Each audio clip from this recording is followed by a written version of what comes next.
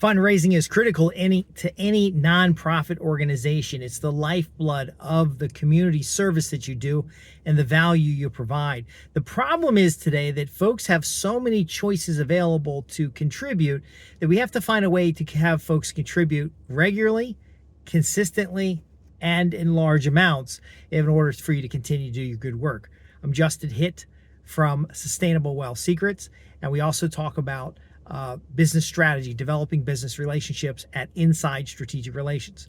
So in these newsletters, I've worked with organizations over the years to help them raise money for churches, nonprofit organizations like rescue squads, fire departments, men's groups, fraternities, all kinds of organizations. They all have one thing in common. They cannot do their good work without outside community funding. So their primary purpose and mission is to serve the community. And historically, there were funds available. There could have been community funds that were put together. There could have been state or tax funds. Could have even been property taxes that help support the operations of this nonprofit or not-for-profit organization. Now, all of that is gone because inflation, because of other things, but the need is still there. There's still the need for rescue services, fire departments, community centers, places for homeless veterans, veterans administrations or veterans groups.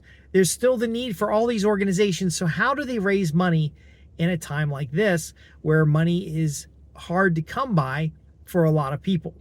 The first thing to understand is that the service, there's a perception in the public that the service is just going to magically be there even if they don't contribute. Now, this is like public television. This is like the favorite nonprofit radio station.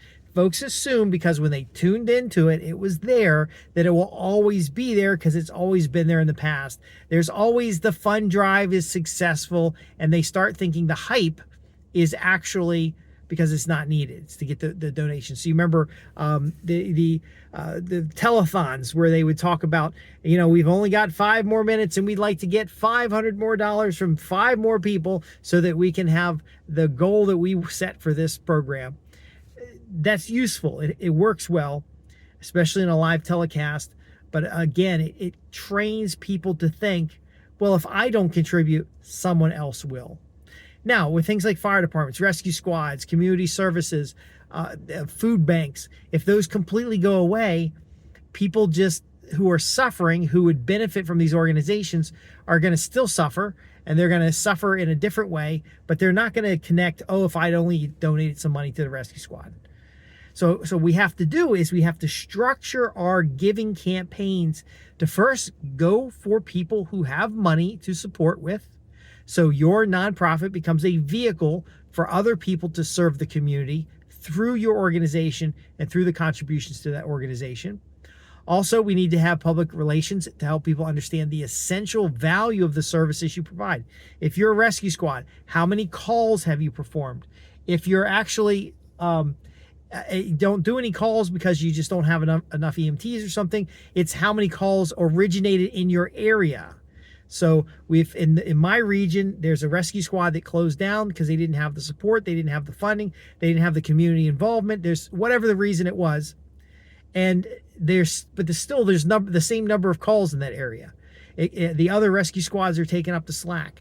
The other rescue squads are having to come in and help out. The underlying fact is the need does not go away, so we need to help educate the public about the need.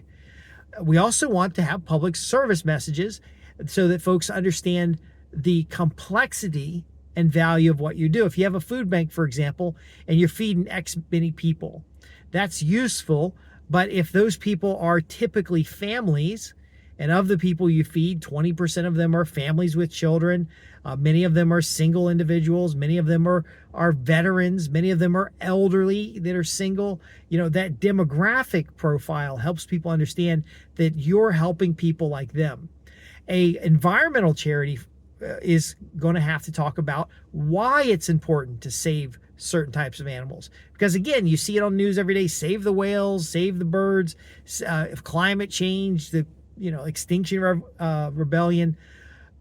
Again, you're competing with all this stuff. Even though tangibly what you do is different, you're still competing for people's dollars. People are jaded. People don't want to put money in. However, they will contribute if there's a personal self-interest. So again, describing you're doing a trail. So a Boy Scout raising money for an Eagle Scout project needs to talk about the institution of the Eagle Scout project, the value it's delivered, what other projects were done, the longevity of these projects, how these individuals are helping out the development of a child, or the development of a teen, or development of a young adult. Now, typically those projects are funded by friends and family, but if you have an ongoing needs, let's say you're a scout troop, let's say you're a rescue squad, let's say you're a fire department, and you have an ongoing need, you can't rely just on friends and family. So you have to build that network.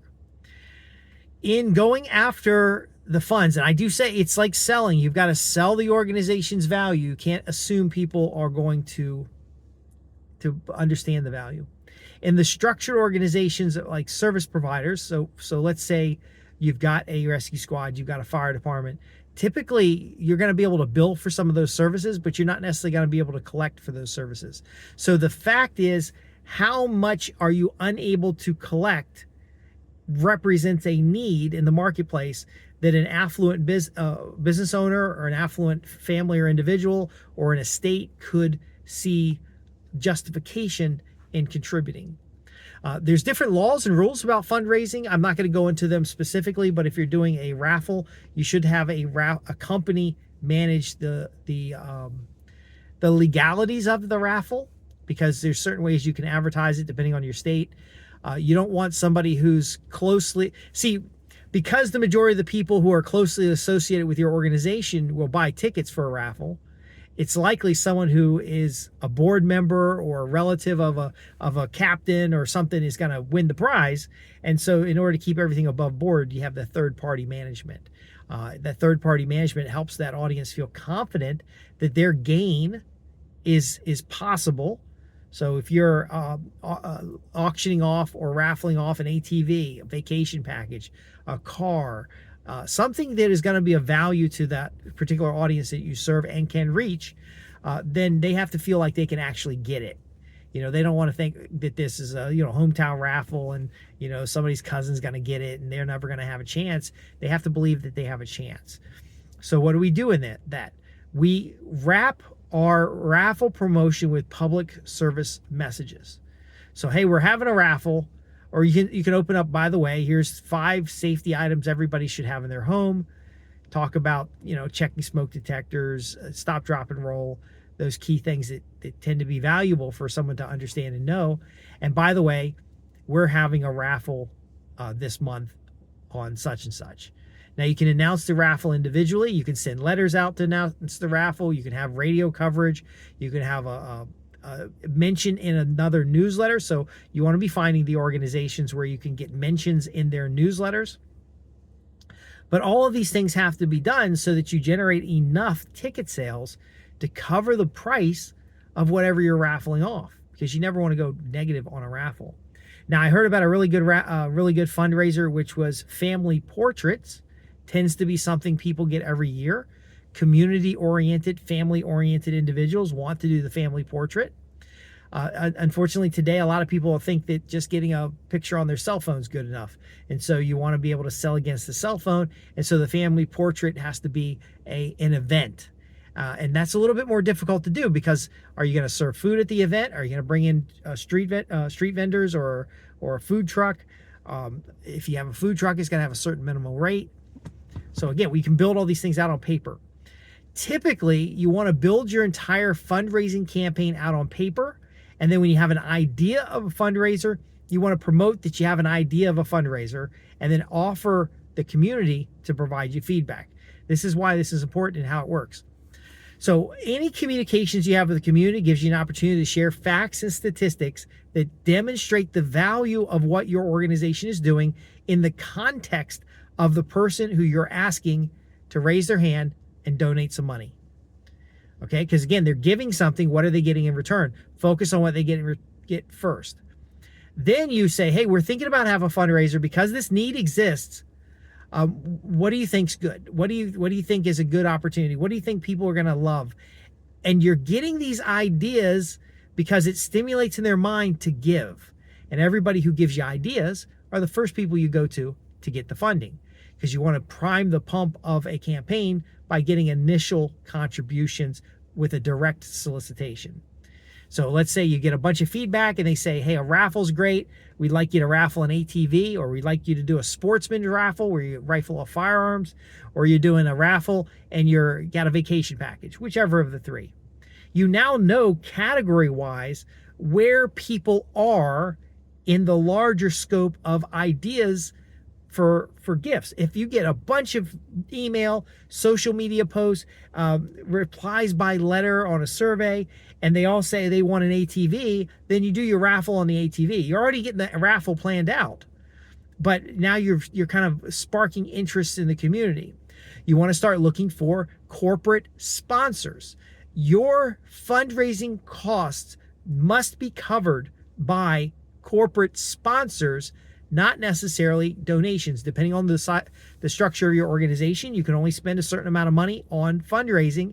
And if you haven't been doing fundraising on a regular basis, you may not be able to meet that percentage. However, you can sell advertising or sell a sponsorship that is going to be presented during the fundraising activity. And that is a service. And you can receive funds for that service, which you can then apply towards the overhead part, the fundraising costs, letters printed, raffle tickets, the insurance on a raffle, the compliance on a raffle. And again, it could be a lot of different things, but that's one way to get that covered in advance. Your corporate sponsors, you want to make sure that you're promoting them on all media possible. So if you haven't already started to develop media, which would be your social media channels, maybe a YouTube channel, maybe it's your relationship with the local newspaper, when at all possible, as a nonprofit, you want to have the basic channel, but you want to be presented in other people's channels. So you might even do a call-in show on some existing call-in platform. So your captain comes on as a guest, you get interviewed about what's going on, and we can brief you on what to talk about and how to handle questions in that. But ultimately, the call-in puts you on their media to share what? The stats, the facts, the public service message, the helpful tips, the ideas and concepts that keep people safe or to help them be aware of the service's availability, success stories of your clients. If you guys responded to a fire call and the house was burned up and there was a big fundraiser to get that house back online, and now the house is beautiful, and you want to talk about that family's recovery and the importance of having a fast response in a local unit that was able to come out. If it's rescue squad, you've been out to the retirement home several times, and you go to the retirement home and you do some public safety education, you get the reporters to come out and watch the public safety education because you're helping the residents at the rescue squad, empowering them to be able to respond faster to a situation. Maybe you're teaching CPR classes. Maybe you're teaching them what to look for when they make a call. Maybe you might be training their staff and getting their certifications back online. But again, that's a media-worthy event that gets the word out. And you can say, oh, by the way, we have a newsletter. And if you'd like to learn more about the rescue squad or more about careers in EMT, then contact us at such and such. Now, that contact needs to be easy for people to use. So it's typically a website. You don't want to send stuff to social media. You want to send them someplace where you have a little more control. You might have open house, for example. So you can say, oh, if you want to learn more about the rescue squad, come on down to our open houses that are the third Friday of every month. And we have snacks, and we talk about the kind of work that we're doing, and gives you bring the kids down, have an opportunity to see the ambulance up close. So what we're doing here is we're packaging a bunch of different activities, and then we're getting them out on the calendar, and then we're pre-selling the activity, and then also back funding the activity with sponsorship. And since we have maybe a newsletter that goes out every month, we have a social media channel, we have a video sharing channel, we have other channels that pick us up, you can now have the sponsorship opportunity in the background, which now furthers the association of the corporation who's writing a larger check, or the family trust that's writing a check, or the other organization that's contributing. It furthers their message in the context of the good work that you're doing. Now, it's a complex concept that we can talk about in a consultation. We can go into more detail. But the key is every campaign you've done in the past, let's package that up. Let's find out where they fit on the schedule. Let's find out ways to start building our media channels. This is a public relations director. This is something you might do at a board meeting. I know our men's group years ago, we would sit down at once a month. We were meeting pretty much every week, but we sit down once a month and just talk about the church's activities and the fundraising activities that we're supporting there, or the activities that we're going to volunteer time in. And so ultimately we would come up with once a month this little package, and this little package might be that we're going to do a men's breakfast ahead of another activity, like a cleaning day, and then we would do the cleaning day. And then of course we want to get as many people out as possible to make the work smooth, to make the work easier. We can go into this for hours, but the key thing is, again, repackage what you've already done before. Be interacting with your community so that the community understands the value in what you do and the importance of that value in their own lives. Do everything possible to make it relevant. Talk about careers, talk about upward mobility, talk about empowerment, talk about the things that people can tangibly see in their own lives. If they knock over a skillet in the kitchen and bacon grease goes everywhere, and they felt confident to respond to that and to minimize the risk associated with that, they're gonna remember who taught them that information. And then of course you can tie in other activities with schools. You can tie in activities with other fairs and events. But we put all this stuff together in a fundraising guide that I've used we've used it with SCORE, I've used it with nonprofits. I would be more than happy to talk with your nonprofit, get a couple people on the phone, talk about some ideas, and help you with that structure. Because very often you're going to get something that works year after year, and then when it starts to fade, you're going to have something else that's in testing. And if you can get 3 really good fundraisers a year, each of them covering 6 to 8 months of your expenses, then you can start building up a nest egg so that you have the residual money available to upgrade equipment, to expand your service area, to improve your reach, to extend the value of what you're doing as a nonprofit. I'm Justin Hitt, and I've got a couple newsletters, Inside Strategic Relations. We talk about building business relationships. I think businesses are going to be a great source of sponsorship. They may even contribute financially, but a sponsorship comes off of their bottom line as an advertising expense. And so they can usually make that decision pretty quickly. And then the foundations and the big events, there's always an opportunity there as well. And then, of course, cultivating your community to understand the value of what you do. It works wonders. It is a lot of work, but we can help you systemize it. We can help you measure the response and the performance of it, and then ultimately raise money for your worthy cause. Even Mother Teresa had to raise money for her worthy cause. If you're not fundraising every month, you won't have the money you need to do the basic service, and it's going to be a loss to your community. It's going to be a loss to the people who depend on you, even when they don't realize it. If you have questions specifically for me, I'm Justin Hitt, www.justinhitt.com. Go to the contact page and ask your questions. If you have questions about my newsletter, just ask there. Thanks for watching, and I'll see you in the next one.